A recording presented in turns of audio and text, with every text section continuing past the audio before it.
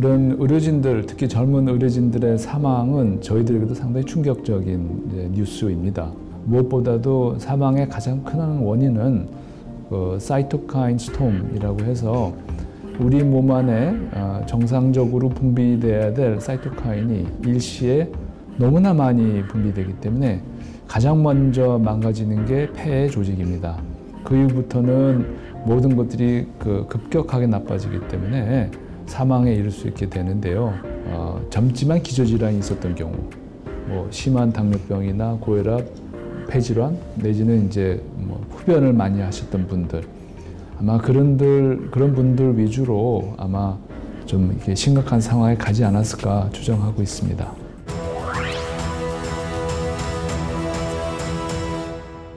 의료인들이 그 병원 안에서 이제 여러 환자들을 대하다 보면 상대적으로 면역이 약하고 나이가 많아지고 이제 기저질환이 좀 중한 상황의 환자들을 만나게 됩니다. 정작 의료인들은 가볍게 감기처럼 넘어갈 수 있지만 의료인을 통해서 그분들에게 전파될 경우에는 그분들에게는 상당히 치명적인 상황이 벌어질 수 있고요. 이번 코로나 바이러스로 인해서 불필요하게 그런 고령층의 면역이 약하신 분들이 돌아가시는 일이 없어야 되기 때문에 의료인들은 특별히 이 코비드 19에 감염되지 않도록 많은 주의를 해야 됩니다.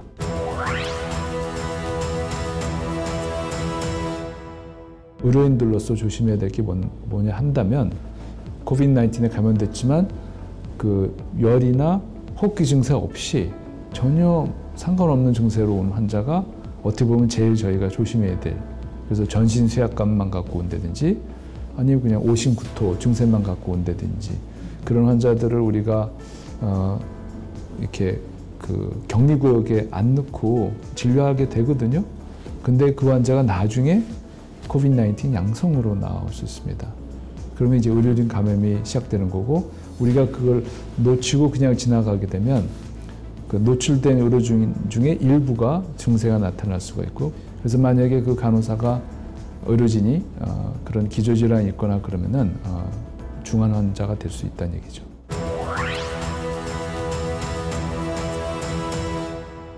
저희가 병원에 내원하는 환자들을 바로 진료를 안 하고 선별 진료라는 걸 먼저 합니다.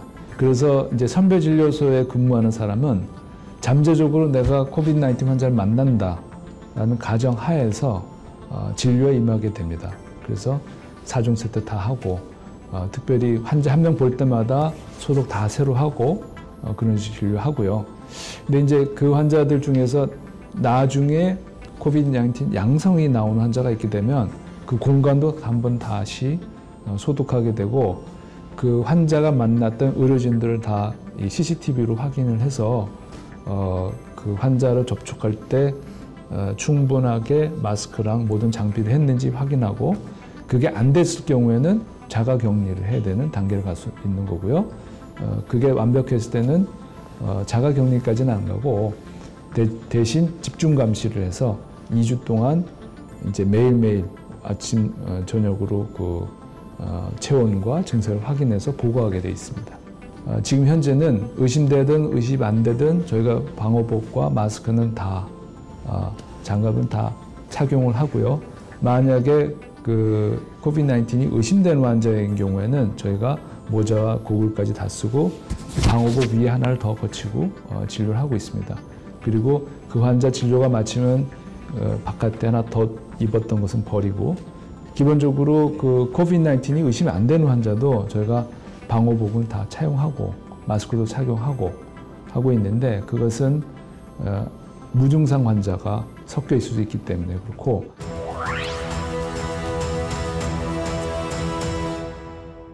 만약에 정말 극단적으로 환자가 많이 왔을 때 우리가 해야 될 그 방호의 정도와 종류를 갖다가 제한을 받는다고 한다면 무엇을 가장 중요하게 볼 것이냐. 가운 위에 있는 덧가운 같은 게 있는데 그런 것은 상대적으로 그 중요성이 좀 낮아져도 되겠고요. 하지만 우리가 정말 꼭 지켜야 될 것은 마스크다. 마스크만큼은 N95 같이 이렇게 완벽한 걸 쓰는 게 좋겠다는 거고요. 그 다음에 이제 장갑을 껴야 되겠고, 마스크 사용하기에 이상적인 원칙이 뭐 한 번 쓰고 버리는 거, 그리고 가급적이면 노출될 것으로 의심되는 상황이 있었다면 바로 교체하고 막 그런 것이 원칙에 맞겠죠. 근데 만약에 그렇게 해서 마스크가 없어지고 그 다음에 쓸 마스크가 없다고 한다면 그거는 안 버리는 게 더 나은 상황이 될 것입니다. 과연 마스크를 언제까지 쓸 수 있느냐에 대한 정확한 답을 아마 제시할 수 있는 사람이 별로 없을 것 같긴 합니다. 그래서 이거는 과학적인 답이라기보다도 그냥 우리가 공급이 제한적인 상황에서 하나를 갖다가 햇빛에 노출시켜서 충분히 건조시키고 그것이 됐다고 한다면 뭐 다시 쓸 수는 있는데, 그래도 원칙은 이제 최대한 자주 새 것으로 바꾸는 것이 바람직할 것으로 봐야 됩니다.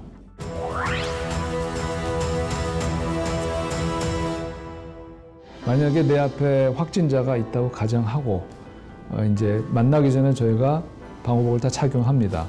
착용하는 데는 뭐 대부분의 의료진이 설명이 필요 없을 정도로 잘 합니다. 근데 문제는 만나고 나와서 벗을 때 방호복을 벗으면서 이게 감염이 일어나는 수가 있습니다. 아프리카에서 에볼라가 창궐을 했을 때는 그런 일이 상당히 많았습니다. 상당히 많았기 때문에 이게 에볼라는 지금 현재 코비드-19보다 훨씬 더 강한 전파력이 있는 병원체이기 때문에 방호복을 벗을 때 한 사람이 옆에서 지켜봅니다. 실수를 하면은 그 자리에서 이 사람은 이제 격리 대상이 되는 거 되죠. 내가 입었던 방호복의 어느 부위에 그런 병원체가 묻었는가 우리가 알 수도 있지만 잘 모를 때도 있습니다. 결국 그걸 옮기는 거는 손이거든요. 그래서 이 손 소독을 갖다 계속 하면서 벗게 되어 있습니다. 그리고 모른 새 어디 닿는 거를 한 사람의 보조자가 지켜보고 있고, 그런 과정 가운데 하면은 되게 에러는 없는데,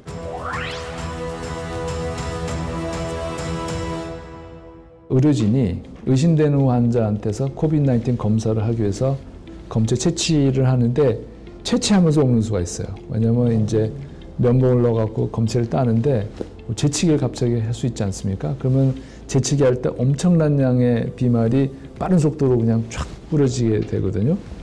그래서 이제 그 상황 가운데 우리가 완벽하게 고글과 마스크와 이런 걸 다 했으면은 괜찮지만 틈새가 있어갖고 휙 들어가면은 걸릴 수 있다는 거죠. 응급선별진료소에서 그런 일을 아예 예방하기 위해서 이제 부스를 하나 만들어서 검사를 받을 환자분이 앞에 들어오고요.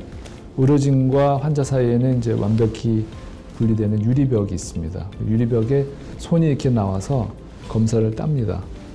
그러면은 저쪽에서 재치기를 하든 뭘 하든 그 유리 공간에 갇혀 있기 때문에 이쪽에 의료진들은 보호되고요.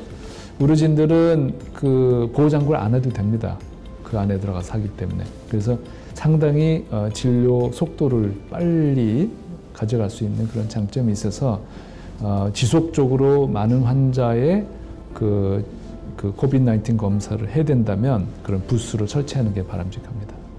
열려있는 외부 공간에서 검사를 할 경우에 의료진들이 노출될 가능성은 조금 떨어지니까 조금 더 안전할지도 모르겠습니다.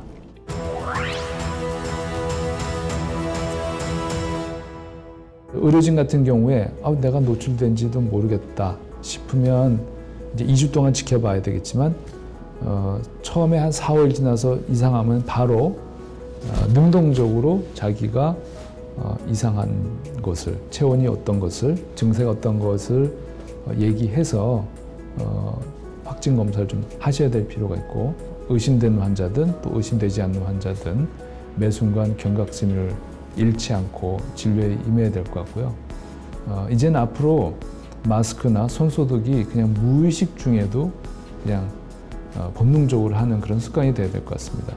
1시간마다 한 번씩 최소한 손소독을 하는 습관, 병원 안에서든 병원 밖에서든. 저희뿐만 아니라 저희보다 훨씬 더 중한 환자를 보거나 더 열악한 가운데 근무하는 의료진들에게는 더 힘든 상황이라고 믿어지고요. 하지만 우리가 모두 다 한마음이 돼서 연대해서 열심히 이 시간을 지나간다고 한다면 반드시 코비드-19이 끝나는 시점이 올 줄 믿습니다.